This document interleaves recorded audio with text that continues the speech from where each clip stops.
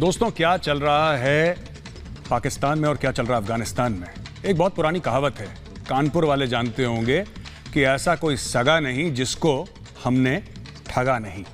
ये पाकिस्तानी विदेश नीति का निचोड़ है और मैं आपको बताऊंगा निचोड़ क्यों है। अब्दुल सलाम ज़ईफ तालिबान का एम्बेसडर था। पाकिस्तान ने रिकॉग्नाइज करा था तालिबान रजीम को 9/11 के पहले, और उनका एम्बेसडर था, उनका एक एम्बेसी था, राजदूत था तालिबान का इस्लामाबाद में। जब अमेरिकन का कॉल आया और अमेरिकन ने कुछ डॉलर फेंके पाकिस्तान की ओर, तो पाकिस्तान ने दूतावास के अंदर घुस के तालिबान के एम्बेसडर को पकड़ा और कुछ पैसों के लिए अमेरिकन को बेच दिया।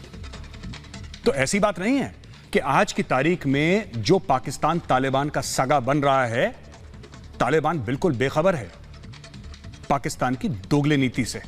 आइए मैं आपको तारुफ करवाता हूं, आपको इंट्रोडक्शन करवाता हूं अपने गेस्ट के साथ, और इस बहस को हम आगे बढ़ाते हैं कि ऐसा कोई सगा नहीं जिसको हमने ठगा नहीं। भारत का पक्ष रखने के लिए वैभव सिंह हैं, जियोपॉलिटिकल एनालिस्ट हैं और डिफेंसिव ऑफेंस के फाउंडर हैं। वैभव, आपका बहुत बहुत स्वागत है। हमारे साथ राजा फैजल हैं, जर्नलिस्ट, और राजा फैजल साहब आपका बहुत बहुत स्वागत है। आरजू काज़मी साहिबा, आपका भी बहुत बहुत स्वागत है। इस्लामाबाद से हमें ज्वाइन कर रही हैं आरजू काज़मी साहिबा, और सुशील पंडित जी थोड़ी देर में हमें ज्वाइन करेंगे, कश्मीरी एक्टिविस्ट हैं, वो आएंगे, मैं अलग से आपको इंट्रोड्यूस कराऊंगा। अच्छा, सबसे पहले मैं राजा फैजल आपके पास जाना चाहता हूं। जो पाकिस्तान कहता है कि साहब पाकिस्तान का मीडिया मैं इनफैक्ट मैं आपको एक बात बता दूं कि बहुत क्लोजली वॉच करता हूं, हमारा काम भी कुछ ऐसा ही है। जिस तरीके से पाकिस्तानी मीडिया ने यह बात बोली थी कि साहब तालिबान फतेह हो जाएगा, अलग अलग कॉन्ट्रडिक्टरी क्लेम्स आए पाकिस्तान से। किसी ने बोला हम बॉर्डर बंद कर देंगे, इमरान खान ने तो बोली थी हम बॉर्डर बंद कर देंगे। किसी ने बोला देखा मजे आ जाएंगे, इंडिया की $3 बिलियन की इन्वेस्टमेंट डूब जाएगी, वगैरह वगैरह, जितने मुंह उतनी बातें। मेरा आपसे यह सवाल है राजा फैजल साहब कि आप लोगों ने तो तालिबान को भी नहीं छोड़ा, आपने तालिबान के एम्बेसडर को, जो कि आपका गेस्ट था, आपने डिप्लोमेटिक इम्यूनिटी दी थी, आपने उसको एम्बेसी से पकड़ के 9/11 के बाद एक अमेरिकन फोन कॉल पे आपने उसको हैंड ओवर कर दिया। एक दूसरा तालिबान, बड़ा सीनियर तालिबान का लीडर था, उसका नाम था अब्दुल गनी। अब्दुल गनी को आप लोगों ने क्या करा कि वो इनवाइटेड था पाकिस्तानी गवर्नमेंट के साथ, और वो वहां पे इस्लामाबाद में रह रहा था, उसको पकड़ के, अब्दुल गनी बरादर उसका नाम था, उसको पकड़ के आप लोगों ने जेल डाल दिया। 8 साल वो जेल रहा, और उसके बाद जब कतर में जो टॉक शुरू हुई, तालिबान ने उसको अपना हेड बनाया।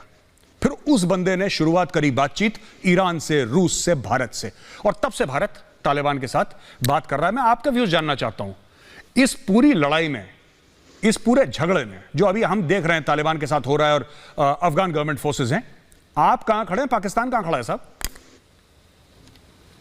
देखिए, पाकिस्तान जहां पे खड़ा, वहां पे खड़ा होना चाहिए था, और तालिबान सबसे बेहतर जानते हैं कि पाकिस्तान कहां पे खड़ा है, और पाकिस्तान कहां पे खड़ा था पोस्ट 9/11 और अब कहां पे खड़ा है।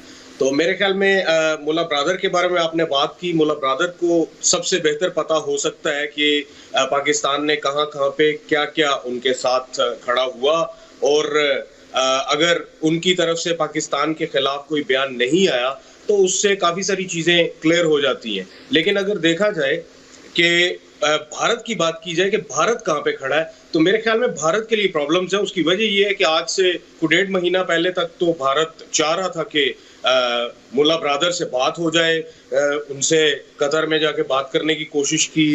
एट द सेम टाइम आपकी जो गवर्नमेंट है वो काबुल में बैठी हुई गवर्नमेंट का साथ दे रही थी, और अचानक से उनको याद आया कि काबुल जो है वो तालिबान के हाथ भी आ सकता है, तो तालिबान को इंगेज करना चाहिए। लेकिन जब वहां से आपको पॉजिटिव साइंस नजर नहीं आए, तो आपने अचानक से उनके खिलाफ बात करनी शुरू कर दी। ये पहला प्रोग्राम है गौरव जिसमें कि आपने तालिबान के खिलाफ खुल के बात नहीं की। अदरवाइज पिछले 2-3 प्रोग्राम्स में रिपब्लिक में और दूसरे चैनल्स पे भी मुझे हर तरफ तालिबान के खिलाफ बात होती हुई नजर आती है। आई थिंक आप लोगों को भी ये चीज समझने की जरूरत है कि जो पहले के तालिबान थे और जो आज के तालिबान है, दोनों में जमीन आसमान का फर्क है। ओके, और ठीक है राजा फैजल साहब, आने वाले दिनों में राजा फैजल साहब आप सियासी तकरीर कर रहे हैं, आप होल्ड करिए। देखिए, 2 बातें हैं। पहली, तालिबान पहले थे, बेहतर हो गए। देखिए, पहले भी जानवर थे, वो आज भी जानवर है, ठीक है। वो थोड़ा बहुत दुनिया को देखने की एक नजर उनका हो सकता है कि डिप्लोमेसी थोड़ी बहुत सीख गए हो। वो पहले भी उन्होंने अभी नोटिस जारी करा है कि 15 साल से जितनी बड़ी लड़कियां उनको जमा करिए। ठीक है, तो तालिबान बदल गया है, ये दूसरा तालिबान। हां, दुनिया को देखने की नजर, दुनिया के साथ एंगेज कैसे करना है, डिप्लोमेसी कैसे करनी है, वो तालिबान शायद सीख गया हो 20 साल में टोरा बोरा की गुफाओं में और इस्लामाबाद के सेफ हाउसेज में ISI के। वो हो सकता है सीख गया हो, लेकिन वो कल भी जानवर थे, वो आज भी जानवर हैं, वो परसों भी जानवर रहेंगे। ठीक है, and they are a terrorist group. हां, हम लोग उनसे बात कर रहे हैं क्योंकि हमारे मफाद में है बात करना। लेकिन एक बात है सर, मैं आपको बता दूं, और इसके बाद मैं वैभव सिंह के पास जाऊंगा, अगर वैभव हमारे साथ जुड़े हुए हैं तो मैं आपको एक बात बताता हूं। आप लोगों ने तालिबान को धोखा दिया है, भारत ने कभी किसी को धोखा नहीं दिया सर। आप लोगों ने तालिबान को धोखा दिया, आपने उनके लीडरों को जेल में डाला अमेरिकन डॉलर्स के एवज में। अमेरिका ने बोला ये लो बेटा पैसे, आपने बोला लो तालिबान। ठीक है, आपने अपने शहरियों को जेल में डाला। मुशर्रफ की किताब है in the line of fire, आप पढ़िए, आपको पता लग जाएगा, सब कुछ साफ साफ सामने है। तो मेरा कहने का मतलब है कि ठीक है, इंडिया ने नदर्न अलायंस को पैसे दिए हैं, इंडिया ने हथियार दिए हैं, इंडिया ने सब कुछ करा है, लेकिन इंडिया ने जो करा है सामने करा है, इंडिया ने धोखा नहीं दिया। आपने घर आए मेहमान को जेल में डाल दिया सर, फर्क होता है। ये विदेश नीति है, जैसा मैंने बोला था ना ओपनिंग में, ऐसा कोई सगा नहीं जिसको पाकिस्तान ने ठगा नहीं। वैभव, मैं आपके कमेंट्स चाहता हूं इस पे कि किधर जा रहे हैं, क्या मामला चल रहा है इनका। देखिए, मामला कुछ नहीं चल रहा है। कहते हैं कि ना बाप बड़ा ना भैया, सबसे बड़ा रुपया। ये पाकिस्तान की थ्योरी है जिससे पाकिस्तान चलता है। अगर आपको मालूम हो तो कल इन्होंने अफगान एम्बेसडर, जो अफगानिस्तान के एम्बेसडर है इस्लामाबाद में, उनकी बेटी को इन्होंने किडनैप करा ISI वालों ने, और किडनैप करके उसको 5 घंटे तक टॉर्चर किया और फिर उसके हाथ और पाँव बांध करके उसको सड़क पे फेंका और उसको 50 रुपए की नोट उसके साथ में थी जिसपे लिखा था कि अगला नंबर तुम्हारा, यू आर द नेक्स्ट, और उसके दुपट्टे पे कम्युनिस्ट लिखा हुआ था। इन्होंने कम्युनिस्ट लिखा और फेंक दिया उसकी बेटी को। तो ये इस तरह की ओछी हरकतें करने वाले मर्दे मोमिन हैं पाकिस्तान के। और देखिए, एक बात हमको ये भूलनी नहीं चाहिए कि तालिबान की जो कुल स्ट्रेंथ है, total number of Taliban fighters in Afghanistan is 70 और 75,000। 70 से 75,000 कुल तालिबान हैं अफगानिस्तान के अंदर, और टोटल नंबर ऑफ जो अफगान फोर्सेज हैं, जो अफगान आर्मी है, वो 3 लाख है। तो ये ख्वाब देख सकते हैं कि वो पूरे अफगानिस्तान पे कब्जा कर लेंगे। पूरे अफगानिस्तान पे तो तालिबान तब कब्जा नहीं कर पाया था जब अमेरिका और पाकिस्तान खुले तौर पे उसका समर्थन करते थे, जब मुल्ला उमर का टाइम था। जो ताजिक एरियाज हैं, जो उज़्बेक एरियाज हैं, अब्दुल रशीद दोस्तम और अपना the lion of Panjshir Ahmad Shah Massoud, वो उनको तब काउंटर नहीं कर पाए थे। अहमद शाह मसूद तक को मारने के लिए इनको चोरी चकारी का सहारा लेना पड़ा, और उसको इंटरव्यू के कैमरे में बम लगा करके इन्होंने मारा। खुली लड़ाई में उसको भी नहीं मार पाए। तो ये जो एक ऑरा बनाते, क्रिएट करते। और जहां तक इंडिया की बात है, आप याद रखिएगा कि तालिबान बेसिकली मर्सनरीज हैं, और मर्सनरीज पैसे के लिए लड़ते हैं। अगर आपके पास कुछ पैसे हैं या कुछ रिसोर्सेज हैं तालिबान को प्रोवाइड करने के लिए, तो इंडिया के पास उससे 10 गुना ज़्यादा पैसे और 10 गुना ज़्यादा रिसोर्सेज हैं तालिबान को तोड़ करके उसका एक अलग फ्रैक्शन बनाने के लिए। अगर आप तालिबान को इस्तेमाल कर सकते हैं इंडियन इंटरेस्ट को हर्ट करने के लिए, तो इंडिया भी वो काम कर सकता है। इंडिया करे ना करे, मैं उसके बारे में नहीं जानता, ना मैं उसके बारे में कोई टिप्पणी करना चाहता हूँ। बिकॉज अनलाइक यू गाइज जो पाकिस्तानी बोलते हैं, हम फैक्ट्स पे और डेटा पे बात करते हैं, हम असर्शंस पे नहीं जाते। हम ये नहीं कहते कि ऐसा हो सकता है, ऐसा नहीं। और आपने मोहम्मद ज़ईफ की बात करी, उन्होंने अपनी किताब में माई लाइफ विद तालिबान मेरे पास पढ़ी है। अगर आरजू काज़मी के पास या जो पाकिस्तानी जो पैनलिस्ट इनके पास, खैर ये पढ़ेंगे, मैं भेज दूंगा तो भी नहीं, बट फिर भी मैं कहता हूं कि उसमें उन्होंने कैटेगोरिकली लिखा है कि दुनिया में पाकिस्तानियों से ज़्यादा मक्कार कोई कौम नहीं है। और ये बात मैं नहीं कह रहा हूँ, ये जो तालिबान के एम्बेसडर थे इस्लामाबाद में, उन्होंने अपनी किताब में लिखा है। और उन्होंने पूरा इनकी जितनी भी मक्कारियाँ हैं, चोरियाँ हैं, काला बाजारियाँ, उन्होंने सब हर एक चीज़ बहुत डिटेल में मेंशन करी है। तो मैं ये चाहूँगा कि ये जो पैनलिस्ट हैं पाकिस्तानी, ये वो अब्दुल सलाम ज़ईफ की जो किताब है माई लाइफ विद तालिबान, वो खरीदें, पढ़ें और अपने कैरेक्टर के बारे में जाने कि तालिबान एक्चुअली इनके बारे में क्या सोचता है। जी बिल्कुल। वैभव, मेरे पास वो एक्सर्प्ट्स हैं उस किताब के, जो एग्जैक्टली जो उन्होंने कहा था अब्दुल सलाम ज़ईफ ने। मैं पढ़ता हूँ पहले अंग्रेजी में, फिर तर्जुमा करूंगा मैं हिंदी में। उन्होंने लिखा है कि they have 2 tongues in 1 mouth, एक मुंह में 2 जबान है पाकिस्तानियों की। ये अब्दुल सलाम ज़ईफ जो एम्बेसडर थे तालिबान के, उन्होंने लिखा है कि इनके एक मुंह में 2 जबान हैं, और एक सर में दो चेहरे हैं, ये सबकी जबान बोलते हैं और सबको धोखा देते हैं, सबको डिसीव करते हैं और सबका इस्तेमाल करते हैं। ये आपके इस्लामिक बिरादरी मुल्क अफगानिस्तान के उस समय जो एम्बेसडर थे इस्लामाबाद में, उन्होंने बोला। आरजू काज़मी, मैं सवाल आपसे कुछ और बोलूंगा, पूछना चाहता हूं, माफ कीजिएगा। मेरा आपसे आरजू जी ये सवाल है कि अब बस जा रही थी, उसमें चाइनीज थे। आरजू जी, आपको मेरी आवाज सुनाई दे रही है? आरजू जी का फोन जरा कनेक्ट करवाइए स्टूडियो। मैं वापस जाता हूं फिर राजा फैजल साहब आपके पास। राजा फैजल साहब, बस के अंदर एसी का पाइप फटता है तो पाकिस्तानी पहले कहते हैं कि साहब एसी का पाइप फट गया। अब ये कौन सा एसी है और कौन सा पाइप है और कैसे फटा ये कि बस उछल के गई नाले में और 13 लोग मर गए। This kind of air conditioning I have not seen in my life. ये या तो made in China, made in Pakistan है। बाद में जब चीनियों का प्रेशर आया तो चीनियों ने बोला कि नहीं साहब, ये तो आतंकवादी घटना है, ये दहशतगर्दी का एक वाकया है, आप इसको इन्वेस्टिगेट करिए। तो फिर आप लोगों ने बोला हाँ हाँ। फिर डब्बू जी का ट्वीट आया, वो डब्बू जी देर से जागते हैं, फिर उन्होंने ट्वीट मारा एक, ठीक है, आप जानते हैं मैं किसकी बात कर रहा हूं, ठीक है सर। अब क्या हुआ कि ये सब ट्वीट करने के बाद वहां से सारे के सारे पाकिस्तानी वर्कर्स को फारिग कर दिया वहां से, दासू हाइड्रो पावर प्रोजेक्ट से, और बोला कि नहीं इसको रोक लो। और अब पाकिस्तानी मीडिया भी मानता है कि जो सीपैक के बारे में जो आप लोगों ने बोला था ना कि इंडिया ये कर रहा है और इंडिया वो कर रहा है, इंडिया की साजिशें हैं, रॉ की हैं, ये हैं वो हैं, चाइनीज ने ऑन द रिकॉर्ड, अगर आप ग्लोबल टाइम्स देखें उसमें भी, और कुछ पाकिस्तानी मीडिया मैंने ट्वीट भी करा उसमें भी, उन्होंने बोला कि साहब ये जो पूरा मामला है ना सीपैक का, ये हमारे लिए अब ठीक नहीं बैठ रहा, we will no longer invest in it. और वो इसलिए इन्वेस्ट नहीं करेंगे क्योंकि रिटर्न ऑन इन्वेस्टमेंट है नहीं वहां से। साफ सीधी बात है। आप जितनी भी साजिशों की ये जाफरानी चूरन खिलाएं लाहौरी सबको, लेकिन fact of the matter is that it's not working out, CPEC is not working out. This is what the Chinese से, ये चाइनीज कह रहे हैं।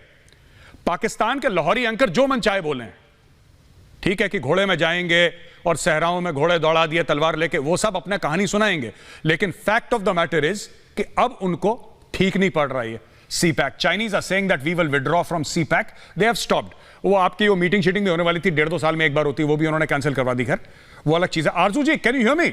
अब आरजू जी लाइन पे, उस पे हैं क्या? उनके लाइन क्लियर है? हाँ आरजू जी, आप ही जवाब दे दीजिए अगर आपने मेरा सवाल सुना है तो। जी जी सर, मैं सुन पा रही हूँ। जी, ये क्या मामला है? सर मैंने सवाल नहीं सुना। आरजू जी, मैं आपको रिपीट कर देता हूं शॉर्ट में। बात यह है कि जो दासू में जो पाकिस्तानियों को वहां से निकाला, आज तक तो पाकिस्तान ये कहता रहा कि भारत की साजिश है सीपैक, ठीक है, पर अब चीन खुद कह रहा है कि हमें ये बिजनेस प्रपोजल ठीक नहीं लगा, इसमें रिटर्न ऑन इन्वेस्टमेंट ठीक नहीं है, करप्शन बहुत है पाकिस्तान में, इनएफिशिएंसी बहुत है, जिसकी वजह से, क्योंकि ऐसा चीन तो सुपर पावर है, आप लोग कहते हैं हिंदुस्तान से 50-100 गुना बड़ा, आप ही लोग मानते हैं।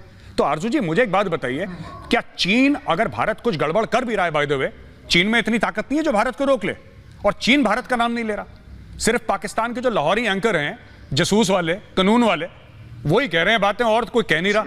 इसके ऊपर जरा रोशनी डालिए आरजू जी।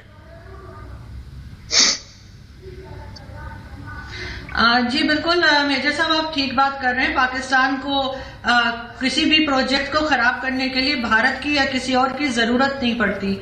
यहाँ पर ये बात अभी नहीं, बहुत दिन पहले जब आसिम सलीम बाजवा साहब का स्कैंडल निकला था, तब से ये बात हो रही थी कि चाइना नाराज है और यहाँ पे करप्शन हो रही है, और सीपैक से काफी खबरें आ रही थी, लेकिन कोई मेन मीडिया में मानने को तैयार नहीं था। और अब फाइनली ये हुआ है कि जैसे ही उन्होंने, आपने खुद भी सुना कि शाहजेब खानजादा ने भी कहा अपने शो में कि कई प्रोजेक्ट्स बंद कर दिए हैं, पाकिस्तानी वर्कर्स को निकाल दिया गया है और आगे बात करने के लिए चाइना तैयार नहीं है। पहले जो बम में, जो बस में उनके ब्लास्ट हुआ था, उसके ऊपर भी पहले इन्होंने कहा कि ये एक्सीडेंट था, बाद में ऐसा ऐसा करके मान गए कि कोई टेरर अटैक था। तो हो सकता है कि मजीद कोई टेरर अटैक्स की खबरें उनको आई हो तालिबान की तरफ से या कहीं से, जिसकी वजह से उन्होंने फिलहाल अपने प्रोजेक्ट्स को रोक दिया है। जब तक पाकिस्तान अपनी सिक्योरिटी वगैरह के ऊपर काम नहीं करेगा, ठीक नहीं करेगा, चाइना या कोई भी कंट्री, मुझे नहीं लगता कि यहाँ पर कोई प्रोजेक्ट कर पाएंगे।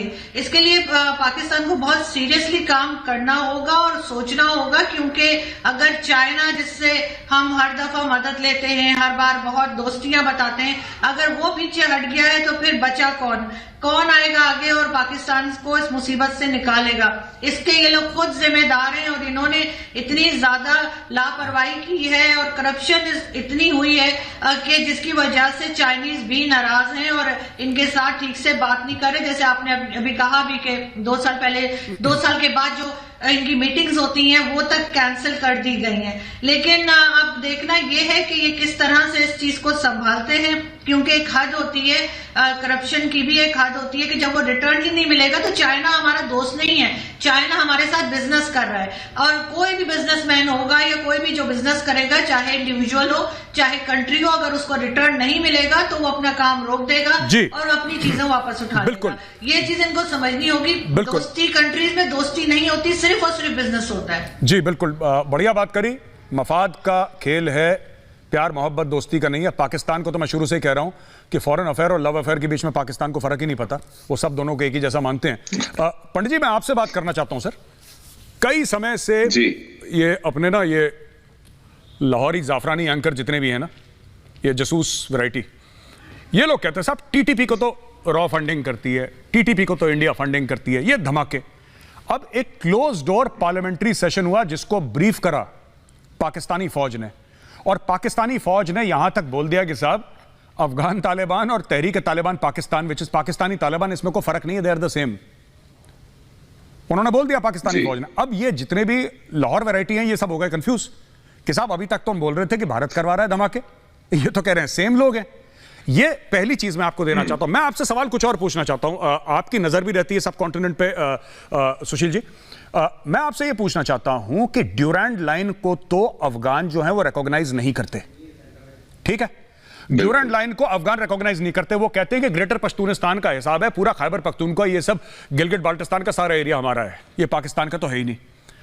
गिलगिट बाल्टिस्तान में आ भी गए, कचहरियां लगा दी साहब, वहां पे जिरगे हो रहे हैं इनके, वहां पे पैम्फलेट का डिस्ट्रीब्यूशन हो रहा है खैबर पख्तूनख्वा पे। अब पाकिस्तान की सोवरेनिटी कहां गई?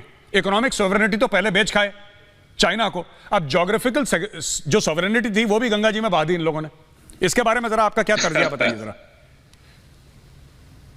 मैं गौरव जी, पहले तो बहुत बहुत शुक्रिया, आपने मुझे अपने इस प्रोग्राम में दावत दी। मैं राजा फैजल साहब को बहुत गौर से सुन रहा था।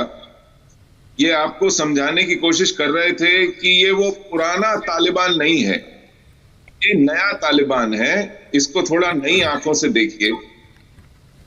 तो मतलब पुराना तालिबान इतना अच्छा नहीं था।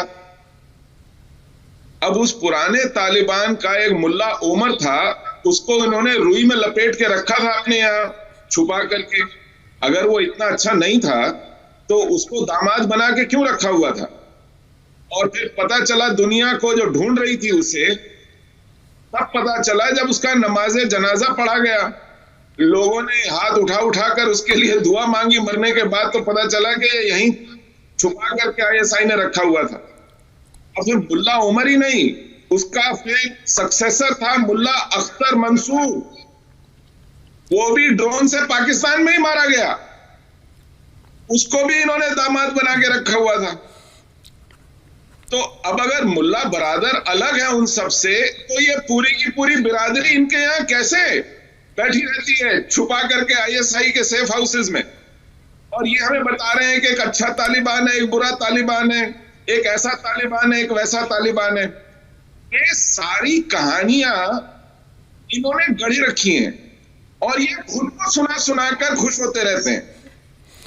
दुनिया को मालूम है इनकी असलियत जी। इनकी असलियत उस दिन साफ हो गई थी, मुंह छुपाने लायक जगह नहीं मिली थी जब अबोटाबाद से ओसामा बिन लादेन बरामद हुआ था। जी बिल्कुल बिल्कुल। की असलियत अशरफ गनी ने शंघाई कोऑपरेशन ऑर्गेनाइजेशन में साफ साफ मुंह पर बता दी इमरान खान के। बिल्कुल सुशील जी, आपने बिल्कुल बात ठीक कही। मैं एक राजा फैजल से मैं कोई हल्की बात नहीं कह रहा। राजा फैजल साहब, मैं एक सीरियस बात आपसे कहना चाहता हूं। जो भी हम पाकिस्तान की तारीख देखते हैं, मुझे लगता है पाकिस्तान की मेहमान नवाजी बड़ा ही खतरनाक है। आप लोग ना बोलते रहते हैं कि मेजर साहब आप आइए पाकिस्तान, कभी आए बैठें, कढ़ाई शढ़ाई खाएंगे, बिरयानी खाएंगे। मुझे तो लग रहा है कि ड्रोन का हमला ना हो जाए, मैं पाकिस्तान पहुंच जाऊं तो कोई ना कोई मार डालेगा। सर ये राजा फैसल क्या है आप लोग का जो पूछ लिए, आप बताइए ना मुझे, मेरा सवाल सुन लीजिए, मेरा सवाल सुन लीजिए राजा फैसल, मेरा सवाल सुन लीजिए। सर मैं आपसे ये पूछना चाहता हूं, पाकिस्तान की मेहमान नवाजी इतनी खतरनाक क्यों है? क्यों है ऐसे कि जिसको आप इनवाइट करते हैं, कुछ साल पहले जियाउल हक के समय में आप लोगों ने जिस अमेरिकन एम्बेसडर को इनवाइट करा था उसका एम्बेसी जला दिया सर आपने इस्लामाबाद में। आपने तालिबान के एम्बेसडर को उसके एम्बेसी में घुस के अरेस्ट करके अमेरिकन को सौंप दिया पैसे के लिए। और फिर सुनिए, फिर अफगान एम्बेसडर की बेटी को, मैं तो ये समझ नहीं पा रहा, ये काबुल में जाके करिए ना सर एक बार, जो पठान है ना, पठान सर, देखिए ये जो राजा फैसल साहब रोड रेज का केस, राजा फैसल साहब एक बात सुन लीजिए। नहीं सर एक मिनट, रोड रेज का केस है। रोड रेज में कोई 50 रुपए देता है और दुपट्टे पे लिख देता है कम्युनिस्ट। सर ये सर प्लीज इतना सुनिए, ऐसा है ना कि सर इतने भी हम लोग, मतलब come on, we are Indians, इतने पढ़े लिखे तो हैं सर, हमें इतनी अकल तो है। आप ना माने वो बात अलग है, लेकिन इतनी अकल है। We understand road rage. पर एक बात बताइए ना राजा फैसल साहब, एक बात बताइए, टेल मी समथिंग, ये काम काबुल पे जाके क्यों नहीं करते सर? पूरे मर्द होने की गलतफहमी निकाल देंगे पठान 2 मिनट में। एक औरत के ऊपर हाथ उठाया, उसके ऊपर आप कह रहे हैं रोड रेज। सर ऐसी बात नहीं है कि भारत में ऐसा नहीं होता है, ऐसी बिल्कुल बात नहीं है। अमेरिका में भी होता है सर, चाइना में भी होता है, हर जगह होता है। लेकिन जिस तरीके से पाकिस्तान कवर अप करने की कोशिश कर रहा है, गलती है तो सबके सामने बोलिए साहब गलती है।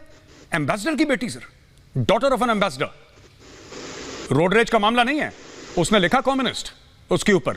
ही knew or the assailants knew who the lady was. देखिए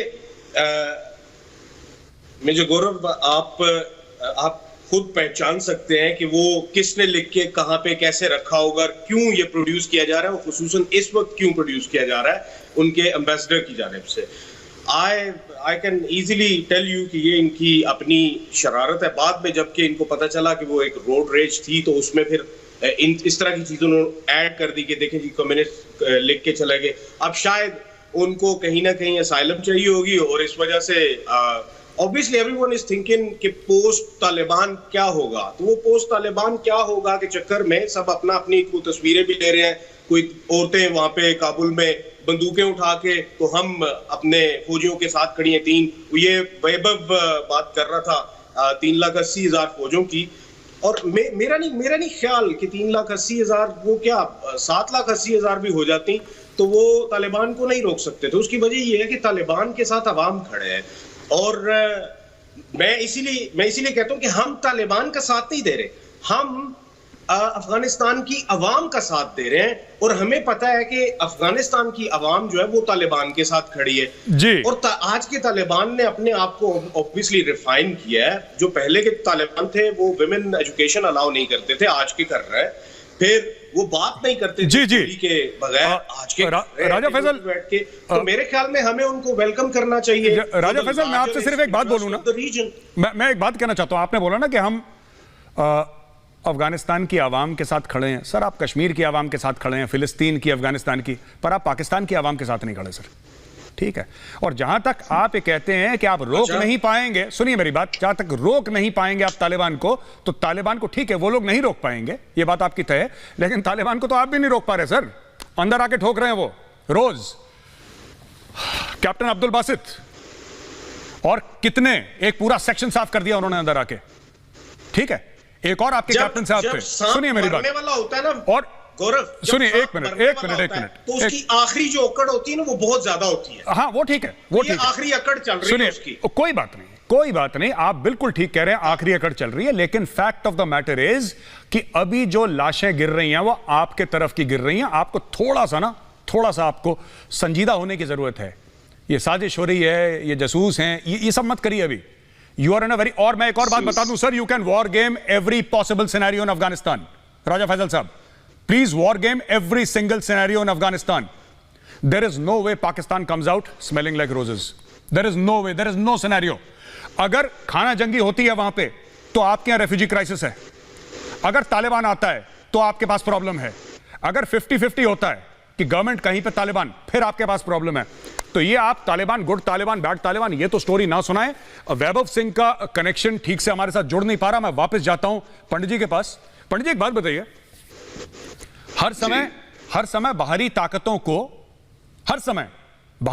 को उनके ऊपर इल्जाम लगाना, राइट? अब सीपैक जो बंद करा, ये तो 2 साल से बंद चल रहा है, सबको पता है, ढकी छुपी बात नहीं है। क्योंकि चाइनीज ने क्या बोला कि जो तुम्हारे हमारे टर्म्स एंड कंडीशंस है ना यार, ये किसी को बोलना मत, बताना मत किसी को। भाई लोगों ने पेश कर दिया सबको फाइल पूरी दुनिया के सामने कि देखो चाइनीज तो आ रहे हैं, आप भी आओ। अब आया कोई नहीं, चाइनीज ने बोला कि तुमने करार तोड़ा है हमारे साथ। दूसरी चीज, इनका जो जनरल था बाजवा, लेफ्टिनेंट जनरल बलोचिस्तान वाला जो कोर कमांडर था, उसने पिज्जा की दुकानें खोल ली अपनी 100-150 पिज्जा वाला general. He was chairman of CPEC authority. पापा जॉन वाला, सर बिल्कुल आपने पंडित जी ठीक पकड़ा है, पापा जॉन वाला, उस भाई ने अपने 150 खोल लिए दुकानें, पिज्जा बेच रहा है वो मजे से, और उसने सीपैक भी बेच दिया। अब आप एक बात बताइए, जिस देश में इतना जबरदस्त करप्शन हो, इतना जबरदस्त, चाइनीज भी करप्ट है ऐसी बात नहीं है, पर चोरी और डकैती में फर्क होता है सर। यहां पे तो पूरे गांव के गांव उठा के ले जाते हैं पाकिस्तान में, मतलब चोरी तक आंख की शरब रहती है, इतनी बड़ी डकैती सर। जर्नल आए उठा के ले गए पूरा गांव। पंडित जी। गौरव साहब, मैंने बहुत अरसा पहले सुना था कि पाकिस्तान में अगर फौजी जनरल अपना अपना प्लॉट ही बचा लें तो पाकिस्तान बच जाएगा। तो इन्होंने पाकिस्तान के प्लॉट काट काट करके रख रखे हैं, और अब क्योंकि वो भी मुक गए, जमीन जो है वो लिमिटेड होती है, पेड़ पे तो उगती नहीं है, तो अब इनको पिज्जा पार्लर खोलने की जरूरत आ गई है, क्योंकि नई जमात आ रही है जर्नैलों की, वो कहां से लगाएंगे? पुराने जर्नैलों से प्लॉट तो वापस खोज नहीं सकते। तो चीन के साथ भी यही हाल है कमोबेश, उनको भी पता है कि हाथ मिलाने के बाद अपनी उंगलियां गिननी पड़ती हैं, ये थोड़ी अजीबोगरीब आसामी है। इन्होंने अपने मुल्क के लोग बेच दिए अमेरिका को, इन्होंने अपने यहाँ शरण पाए हुए तालिबानी बेच दिए, और ये आज हमें भी कब हमारी बोली लगा दें कुछ पता नहीं है। तो इसलिए हर कोई पूरा साफ हिसाब किताब रख के चलता है। जी बिल्कुल बिल्कुल। इस पैसे गिनते हैं, और चीनी तो इस मामले में खास बहुत बहुत बहुत बदनाम है। बिल्कुल। और वैसे भी राजा फैसल, पाकिस्तान में चीनी महंगी हो रही है, तो थोड़ा सा चीनी कम करिए सर। मैं वैभव के पास जा रहा हूं। वैभव, कहां से कहां ले गए आप? नहीं बिल्कुल सर, देखिए मीठी मीठी बातें होनी चाहिए, ठीक है? वो जो हम में तुम में करार था, तुम्हें याद हो कि ना याद हो, हम तो शायर लोग हैं सर, दिल से शायर लोग हैं, है ना? अच्छा वैभव, आपका कनेक्शन थोड़ा सा इफी टाइप का लग रहा है। अच्छा मैं आपसे सवाल पूछ लूं इसके पहले कि फिर से आपका कनेक्शन कट जाए। मैं आपसे एक बात पूछना चाहता हूं वैभव, कि बीच में, और मैं थोड़ा सा हटके, अभी इमरान खान से पूछा था, वो बड़ा मीडिया में वायरल हुआ कि आप भारत से बात करना चाहते हैं कि नहीं। इंडियन जर्नलिस्ट ने, इंडियन रिपोर्टर ने पूछा, उन्होंने बोला कि हिंदुत्व, RSS, वही पुराना अपना लाहौरी जाफरानी गाना इनका, तो ये इन्होंने गाना गाना शुरू कर दिया, ठीक है? कोई पाकिस्तान से ये पूछे कि तुमने इस्लामिक रिपब्लिक ऑफ पाकिस्तान बनाया, तुम्हें तो किसी ने कुछ नहीं बोला, ठीक है? इंडिया का कॉन्स्टिट्यूशन सेक्युलर है, पर अगर कोई हिंदुत्व की बात करता है तो आपको इसमें क्या परेशानी है भाई? या तो आप भी अपने मुल्क को सेक्युलर बना लें, फिर इंडिया पे उंगली उठाएं। नहीं, आपने अपने मुल्क से सारी माइनॉरिटी साफ कर दी, कोई बात नहीं। आपके एजेंट्स ने कश्मीर से कश्मीरी पंडित साफ कर दिया, गॉड इज ग्रेट। अब एक बात बताइए, हर चीज में प्रॉब्लम है इमरान खान को। कभी इमरान खान कहता है ट्रेड करनी है, फिर इमरान खान कहता है कि RSS हिंदुत्व। इनकी प्रॉब्लम क्या है वैभव, जरा बताइए 1 मिनट में, इनकी प्रॉब्लम क्या है? देखिए, पाकिस्तान खुद दुनिया की सबसे one of the biggest problem है, वो दुनिया की सबसे बड़ी समस्याओं में से एक है। पंडित जी ने एक बात बोली थी कि भाई, वो पूछ रहे थे कि मुल्ला उमर पाकिस्तान से कैसे निकला और मुल्ला अख्तर मंसूर पाकिस्तान से कैसे निकला। तो मैं कहना चाहता हूँ कि भाई, सुअर जो है वो अगर आप उसको खुला छोड़ देंगे तो वो नाली में ही तो मिलेगा ना, वो और कहाँ मिलेगा? ऐसा तो नहीं है कि वो किसी आपको शॉपिंग मॉल में मिलेगा, वो नहीं होगा। सो वो पाकिस्तान में कोई डॉक्टर या इंजीनियर या कोई बड़ा IT प्रोफेशनल थोड़ी जाएगा पूरी दुनिया में से कहीं से। वो मुल्ला उमर और मुल्ला अख्तर मंसूर जैसे ही लोग जाएंगे। और मैं एक चीज और कहना चाहता हूं कि देखिए, इमरान खान चाहे लाख कोशिश कर ले, उनको एक चीज समझ में ये नहीं आ रही है कि हिंदुस्तान, अब देखिए उसने 3 साल 4 साल कोशिश करी है, उसने नाक रगड़ दी, उसने हर एक चीज कह दी, उसने कहा आप 1 कदम चलो हम 4 कदम चलेंगे, हर एक चीज ऑफर किया। लेकिन इंडिया में ये चीज पता है सबको कि Imran Khan is not the person who calls the shot. Imran Khan के हाथ में कुछ नहीं है, वो हेलीकॉप्टर से अपने ऑफिस आता है और हेलीकॉप्टर से बनी गाला जाता है अपने घर। उसको क्या पता पाकिस्तान में क्या हो रहा है, खित्ते में क्या हो रहा है, उसको जो बोला जाता है वो बोलता है। He is a mayor puppet. तो इमरान खान की सबसे बड़ी प्रॉब्लम यह है कि अब इनको समझ, अभी तो ये जो चीनी मरे हैं ना वहां पे पाकिस्तान में 10-11, अच्छा मैं आपको यही बता दूं, जो आप सीपेक कोऑर्डिनेशन कमेटी की आप बात कर रहे थे, उसकी मीटिंग ऐसा नहीं कि वो 2 साल पे ही होती है। एक्चुअली सीपेक कोऑर्डिनेशन कमेटी की मीटिंग में कोई टाइमलाइन फिक्स नहीं है कि आपको इतने दिन बाद ही मिलना है, आप कभी भी मिल सकते हैं। लेकिन वो मीटिंग 2 साल से चाइनीज खुद ही नहीं कर रहे थे और बहुत मतलब मान मनोबल के बाद वो तैयार हुए करने के लिए, तो ये जब वाकया हुआ तो उन्होंने वो फिर कैंसिल कर दिया। बिल्कुल बिल्कुल। वैभव, मेरा समय खत्म हो रहा है। वैभव, मैं माफी चाहूंगा, बीच में आपको टोक रहा हूं। मैं आखिरी 1 मिनट दूंगा आरजू काजमी साहिबा को, फिर मैं डिबेट रैप अप करूंगा। आरजू जी, मैं आपसे यह पूछना चाहता हूं कि अब आपको क्या लग रहा है, पाकिस्तान किस नुक्ता नजर से, किस पॉइंट ऑफ व्यू से देखता है अफगानिस्तान को? क्योंकि इस वक्त अफगान तालिबान भी पाकिस्तान से खुश नहीं है, चाइना भी पाकिस्तान से खुश नहीं है, और ऐसा कोई मुल्क अभी है नहीं जो पाकिस्तान से पूरी तरीके से खुश हो। और खाना जंगी की कागार पे पाकिस्तानी एनालिस्ट, ये लाहौर जाफरानी वैरायटी, खुद बोल रहे हैं कि खाना जंगी की कागार पे पाकिस्तान खड़ा है अगर कुछ वहां पे ज्यादा हालात खराब हो जाते हैं अफगानिस्तान में। इसके बारे में जरा आरजू जी आप कुछ बताइए। 30 seconds, 40 seconds, then I will wrap up the show.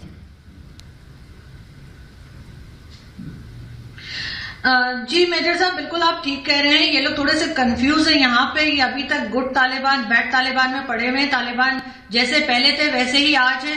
Punjab text books में जो है वो मलाला यूसुफजई की पिक्चर आने पे एक हंगामा मच गया है कि क्यों लगा दी है जिनको तालिबान ने गोली मारी थी, अगर आपको याद हो तो। बिल्कुल वो टेक्स्ट बुक्स उठा ली गई है वापस और उनकी जगह कुछ और प्रिंट होगा, कुछ और रख दिया जाएगा। तो यही बता रहे हैं, तारीफें कर रहे हैं कि जी तालिबान बड़े बदल गए हैं, बड़े सिविलाइज्ड हो गए हैं, लेकिन ऐसा कुछ नहीं है। मैंने तो यहाँ तक सुना है कि अभी रिसेंटली उन्होंने किसी गर्ल्स स्कूल पे भी जो है वो अटैक किया था। तो मुझे नहीं लगता कि ये लोग जो है किसी तरह से भी इस चीज बिल्कुल आरजू जी, आरजू जी, और बलूचिस्तान में तालिबान नजर आ चुके हैं। जी आरजू जी, बिल्कुल समय खत्म हो गया है। बहुत बहुत धन्यवाद सबको। मैं सिर्फ एक बात ये कहना चाहूंगा कि बात तालिबान की नहीं है। तालिबान एक गिरोह नहीं है, तालिबान एक सोच है। पाकिस्तानी पंजाब की जो टेक्स्ट बुक है उसमें जो आइजैक न्यूटन है, आइजैक न्यूटन, उसकी फोटो दिखा रखी है, पुराने टाइप के जो अंग्रेज कपड़े पहनते थे पूरी बाह के। उसमें बोला है कि इसका सर क्यों नहीं ढका। यहां तक ये बीमारी जहनियत पहुंच चुकी है, राइट। और जैसा मैंने शुरू में ही बोला था, ऐसा कोई सगा नहीं जिसको पाकिस्तान ने ठगा नहीं। बहुत बहुत शुक्रिया दोस्तों आपका। मिलूंगा अगले हफ्ते भारत पाकिस्तान घमासान में। मेरी टीम और मेरी तरफ से आप सबको जय हिंद।